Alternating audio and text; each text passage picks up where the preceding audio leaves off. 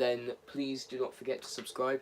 I believe my camera is either smudgy or the lighting on it's a bit knackered. Either one. But yeah, anyway, don't forget to subscribe to the channel if you have not already. So, this stream is entitled 10 years, and that's because the YouTube channel has literally been going for 10 whole years. In June this year, so hopefully we can start filming and start putting stuff up on the channel, because that would be absolutely fantastic. Maybe do like a 10 years collab video or something like that, of like all the best moments and so on and so forth. Currently next to me, this minion that you're seeing is Tash. I think it's the first time you guys have actually seen Tash. This is Tash, who is next to me, who I'm now engaged to. I think we've been together 2 years now. I was going to say I think, I don't even know why I had to think about that. Doghouse later. No. But yeah, no, two years, and that time has really flown by. And also, not even to mention, the time of the channel has literally flown by. Like, 10 years ago in June, like 10 years ago now I didn't have the channel, but 10 years ago in June of this year, I had literally set up the channel with the help of Archie Gould. And basically, Archie was doing some stuff on YouTube previously, and he was just doing like little review videos and so on and so forth, and I was making like these films, and I never uploaded them anywhere. I just did them for my own entertainment, and I'd just show my friends whenever I came round. I'd say, hey, yeah, look at this film I'd done, and look at that I'd done. And Archie come round, he's seen all these movies, and he's like, Josh, why do you not just put this stuff up on YouTube? You know, people might like it. And I was like, oh, I'm in an hour about it. We had one computer in our house at the time, because my family, like, we stayed in the 90s well into the 2000s. I mean, it was like, what, 2013 June is when I set up the channel. It's 2013. We had the one computer in our house, like a big brick computer. I'm sat there, and you know, Archie and I are sat next to each other, and we're fucking typing away. We're setting up the channel, and boom, we set everything up. And I never actually changed the profile picture of the channel for like 10 years. Only recently did I just change the profile picture of the channel, because I'm looking to take things in a new direction. So that was it. Like, literally, we set up the channel. Nothing more, nothing less than that. And it's been 10 years, and I've only got 200, I think, maybe even 22 subscribers now. And I'm really looking to grow the channel, people. I really am looking to grow the channel. So if you can advertise my channel on what platforms you're on, whether that's Facebook, whether that's Instagram or TikTok or whatever, I'd really appreciate it. Just as a favour, I know some of the hardcore fans, you might be up for doing this. If you could do that, that'd be fantastic. And let's see if by the end of 2023, let's try and get up to 1,000 subs, if not more, you know. I know that that could be a long shot, and I've been after growing my channel for quite some time.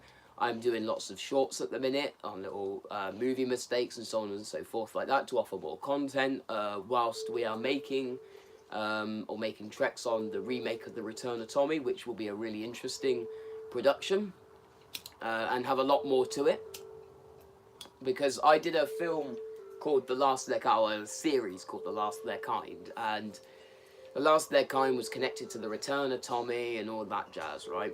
Instead of having all of that now, The Return of Tommy Remade is all going to be just the one long thing on like how Tommy came to be fighting with these outlaws, and then he was and then he went away and became a bounty hunter, and then come back and then was an outlaw again, and it's all a bit confusing if you haven't seen the first series. But actually, I'm just going to put it all into one. It's going to be hard work, it's going to be long work, but we're going to do it. You know, we are actually going to make tracks and do it this time, and it's going to be so different. None of this, like, I mean, I'll still do these types of films for old time's sake, but it's not going to be like static camera, me acting, and just me acting, like a one-man band type of thing, a one-man movie. You know, so there's going to be a lot of people. Hopefully we've got a nice team of people. Not going to say that, oh, I'm not going to act like more than one part, because I think that's where a lot of the art was with me. Like, I was acting more than one part. I could switch characters, and I think the art was as well with Adam. He was doing the same thing, so I think that's kind of like where the art is for me personally, is like, and for this channel, is acting more than one part. It's kind of a skill thing in a sense, because not many people can switch. You know, 1 minute you're this person, next minute you're that person. You've got a lot of characters in your head, and you've got to switch between all of them. It's quite a skill to do. One of the people that does this is Eddie Murphy. And there was another film where someone was playing like lots of different parts. I can't remember. There's loads out there.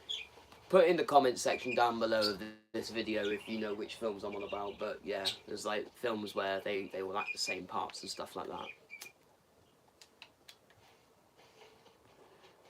Yeah, they're all like the same actors and stuff. They act more than one part. But yeah, 10 years. 10 years. Lots of things have happened in 10 years. Lots of different things, and you know, it's gone by really quickly. It's gone by really, really, really quickly. But I just want to share with you like a couple of stories on like, you know, how I improved myself really in the movie making thing. So I guess I'll start from the very beginning with this. So when as a kid, I was always told like I wasn't ever going to be good with computers. I wasn't going to be good with, you know, CGI and stuff like that, because I had an IT thing in school, and it was like an IT class, and on that class you have to do like spreadsheets and so on and so forth like that. It was really confusing stuff. Even to this day, spreadsheets are a little bit like overwhelming for me. It's out of my jurisdiction, let's say. I mean, I'm happy. I mean, I haven't really taken the time to learn spreadsheets again, to be fair, but I might be good at them now, I don't know. But from that last experience, it kind of put me off. I was like, no, I'm no good. And in fact, my IT teacher turned around to me and my mum and said, you know, Josh is not going to be able to work with computers because of his dyslexia, because of his dyspraxia. He's going to find it really difficult. He won't be able to work with computers. So that was it from then on out. And how I got into the movie making thing was that after school, because I didn't finish my school years because I got badly bullied at school and I was getting beaten the crap out of almost every day, and I was home educated then after that. My mother took me out of school, she home educated me, and I learnt more with my mother than I did at school. There's been some controversy in amongst like family and stuff. People have said to me like, oh, maybe I would have been better at school, maybe I you know, would have been better just coping with the bullying, it would have made me a stronger person. But I think actually being taken out of school gave me more chance to have a creative mind and to sit there, because I didn't have many friends, so I spent a lot of my time by myself. I didn't socialise with many people. So I used to amuse myself by like writing stories and writing scripts and so on and so forth like that. But anyway, I was getting into photography at the time, like taking pictures and so on and so forth.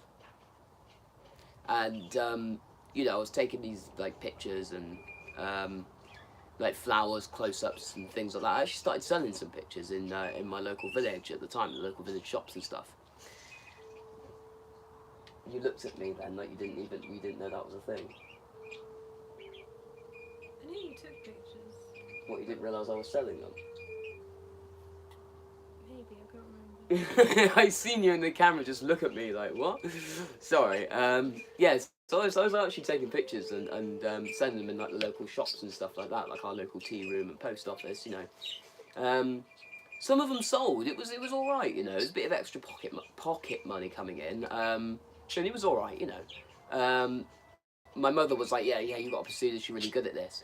But when I found the Movie Maker on my laptop, my mind went back to the school days, because I think it's like in year 8 or something, or maybe even year 9, for drama, which is one of the classes that I think you've got to take in secondary school. You had to make a movie production.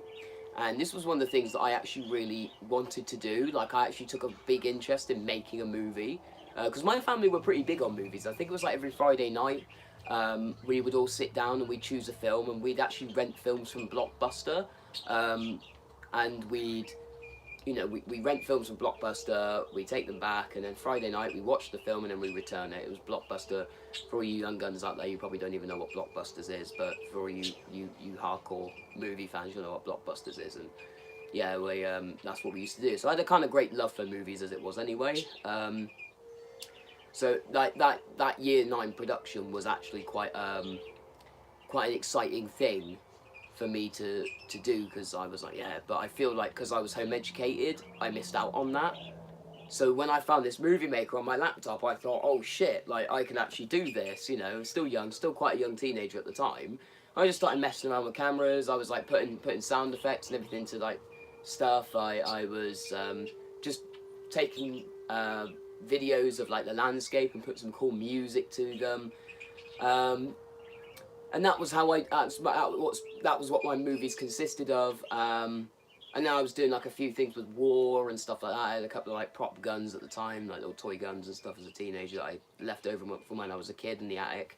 I was using them as movie props and, you know, pretending to like shoot up people and stuff like that. And that's when like the one-man movie started coming in very early on for me, because I was like, oh, I can actually act all the characters, because I didn't have many friends at the time. I did have Archie, but Archie was, we're talking way back when we was young. Archie was obviously still in school at the time when I was out of school, so, you know, we didn't see much of each other, and I just didn't tell many people about the movies I was doing.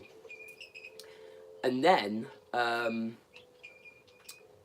obviously set up the YouTube channel, and I started just, if you look back on the first video that I'd done, I was like, I uploaded a video called This Is How I, and it's basically just me messing around with like video footage and things like that, like me changing my jumper and me just like slapping my jumper, and I changed my jumper, which actually was just me putting a jumper on, going, this is how I changed my jumper, and I slap my jumper, and then I quickly go off, our camera's still going, change my jumper, go back into position, and then go back like this and go, oh yeah, see, I changed my jumper. It's stuff like that, you know, really like corny stuff.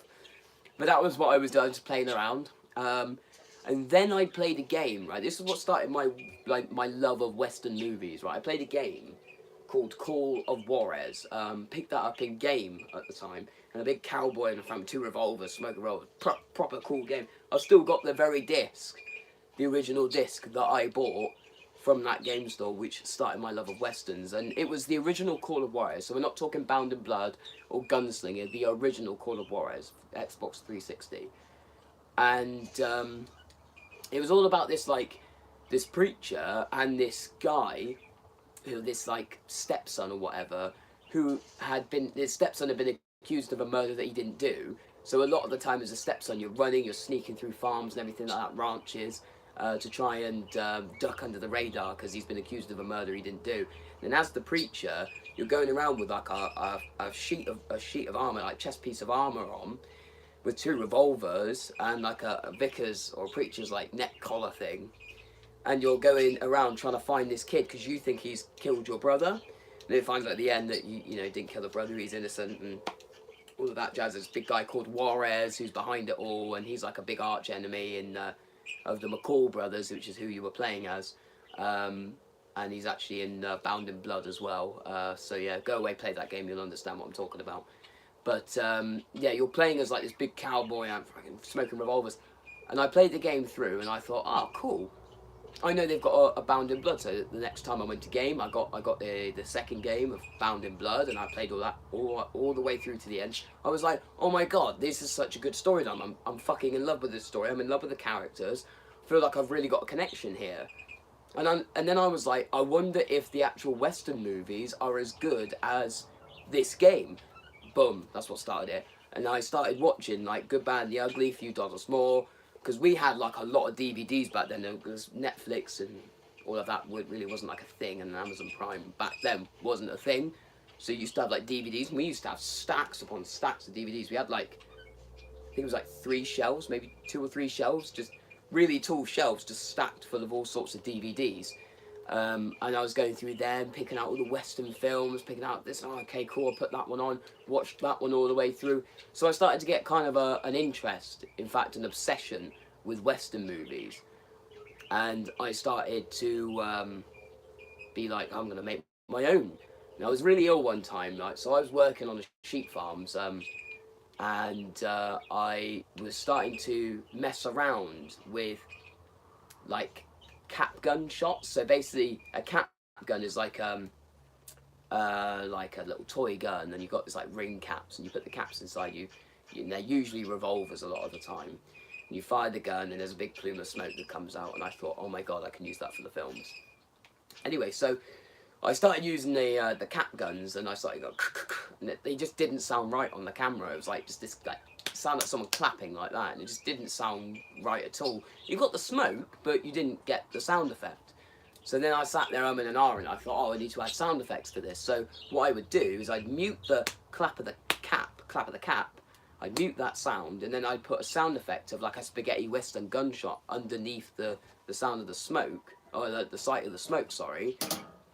And then you'd have your gunshot. It's wave attached to like that gas fire. Yeah, it's a bit choppy. It's a bit chopsy there, choppy, nippy in here. What is the time? Holy shit! It's 5:30 already. Is it? Yeah. Oh yeah. Where's the day gone? I've not achieved anything today, apart from just a bit of cleaning. I've really not achieved anything today. So yeah, anyway, that's what I did, and I had my gun sound effects. So I was like, okay, this is a major breakthrough in the movies. I thought, oh, flip it out, this is great. So I started acting, and that's when you start seeing like a lot of like the cap gun stuff. So if you look at like the first movies that I've done, which I think are actually privatized, so I should make them public actually.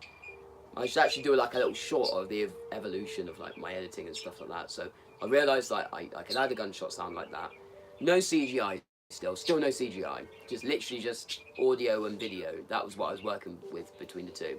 Audio, video. And I stuck with that for quite some time. And it was ages and ages. I was doing that for such a long time. And with like Dawn on the Hill, all I would do is rattle the gun like that, and then I'd add a sound effect. So I was stuck in that rut for quite some time. And then I got myself a new laptop. It was like a Lenovo laptop, some shit like that. And I was editing one night on this laptop. I had this laptop for about 2 years. I was editing one night on this laptop, and I clicked on Photo Editor, and it's come up 3D After Effects. And I was like, wait a second. Like, I literally realised that I had a laptop for 2 years that had the capability to have barrel flashes, smoke plumes, fire, everything like that. And I was like, oh my fucking days. Like, I've been sat here just using sound effects when I could have been using barrel flashes. Oh my god, like, I was so pissed off, but I was so happy at the time because I was like, this is a breakthrough. And then you start seeing the points where I've added like CGI barrel flashes and things like that. Robots walking through, yeah. So you start seeing all of that. Now, Adobe After Effects was all self-taught, yeah? I didn't have any training making movies. I literally just, practice with it. Done little video experiments and stuff like that. Put things together, collaborate them together to make a work of art. I'd done all that by myself. When my IT teacher back in the day said, Josh will never be able to work with computers, Josh will never be able to do anything like this. So, like, it's amazing, really, when you put your mind to something and you can sit back, you can see, like, what I've achieved over those 10 years. Yeah, okay, we may only have 222 subscribers, which is a bit lame, really. I think we need to have more subscribers. We need to get the movies out there. Those fans that have stuck with me from the very beginning will see how I have progressed through the time, through 10 years. And it's amazing, really. It's also amazing where this lighter keeps disappearing too, because I put it next to me and then it goes missing. Ah. Sorry. It's alright. So yeah, the subscriber count is low, but what I've achieved in those 10 years, I've taught myself Adobe After Effects, I taught myself CGI, I taught myself audio, I've taught myself the artistic eye of putting music to video footage to make it all collaborate together. You know, 10 years of that is quite a lot. And now it's time to research, do some more, make the movies 10 times better. In fact, no, not even 10 times better, 100 times better, and grow the channel, because that's the main important things that we need to do, because what I need to do. So if you guys, like I said before, if you guys can sit there, you can share the channel around, you can do me the favour and advertise, because I can only do so much. That would be absolutely fantastic, people. But 10 years, this is, I mean, yeah, okay, it's not officially 10 years because it's not June. I will do a video collaboration on the day that it hits 10 years. But, you know, as it stands at the minute, 10 years. And yes, okay, I suppose you can say, like, oh, you know, I haven't really been making movies for 10 years because I have taken, like, a couple of breaks. And there was a couple of occasions where I wasn't making movies, such as when I was, the whole thing with the bike stuff and the motorcycle clubs and everything like that. At that point, I wasn't making movies. But I was still certainly thinking about them. I was still certainly thinking about how I'm going to come back and all the rest of it. So, you know, yeah, that's it. That is really it. You know, so it's quite ironic, really, if you think, well, if I think back to it, like, my love of westerns did start with a video game. Because I was actually playing the part of a cowboy. I was actually in the environment, in the western landscape, and that, like, made me go, oh, I can imagine these scenes, I can imagine a different story, and it's been really dope. They've always stayed with me. I always point this out. Every time I'm on a stream, I always point it out. Because it's the wall of history there. The wall of history. This is the Gun Hands hat from The Return of Tommy. The Gun Hands hat, and then the Gun Hands gun. Right here. Which is obviously fake, it's not real. They're Dennex replicas. Yeah. Go on the Dennex website, you'll see all of these, like, Dennex replicas. They got so many. They got stuff from, like, World War II. And they're great for film production purposes because they, like, have all the moving components and everything like that. So, like, you can really act with these because it's the right weight. So I found with, like, the cap guns, from the replicas to the cap guns, to the replicas, I found that the replicas were a lot more heavy and a lot more realistic because they're not so quick to pull up. It's very slow, and you're handling it like it's a real gun, but it's not a real gun. It's just got the same weight as it, and a weight as a real gun, and all the rest of it. So same loading mechanism and everything like that. So real good, real cool. So thankfully I found Dennex for props and stuff. Good stuff. But yeah, no, that's pretty much it. That's about as much as I can really talk about tonight, because I mean that's really narrowing down 10 years. But like I said, I'm still needing to go through the channel and make things a bit more public to people. But yeah, just don't forget to subscribe. That's all I can say. I need to work on my streaming as well, because apparently that can, like, help grow your channel and things like that if you keep streaming and so on and so forth. But yeah, not much more I can say. Don't forget to subscribe. Please subscribe. It will really help out. It's just a click of a button for you guys. Let's make this shit grow. Let's just make this shit grow. Not really looking to make any money off of this. I've got other plans and stuff like that to make money, but this is just something that I really want to do because it's my passion. So guys, don't forget to subscribe. Honestly, let's grow this stuff. 10 years, 222 subscribers. Not good. Let's advertise, you know. I haven't got many of these social media platforms. I might get Twitter. If I get Twitter, I will put it up on the channel. That might be a good source of advertising, but rest is down to you guys as well to share this stuff around, advertise, show your friends, show your family, everything, and that will really push things forward. Anyway, people, you guys take it steady. I think I'll call it at that 24-minute stream. I think that's long enough. You guys take it steady. You have a good one. Peace out, and I shall see you guys later. Don't believe anyone has commented. I will just double check that. No comments tonight. So I shall see you guys later. You have a good one, and yeah, take it easy.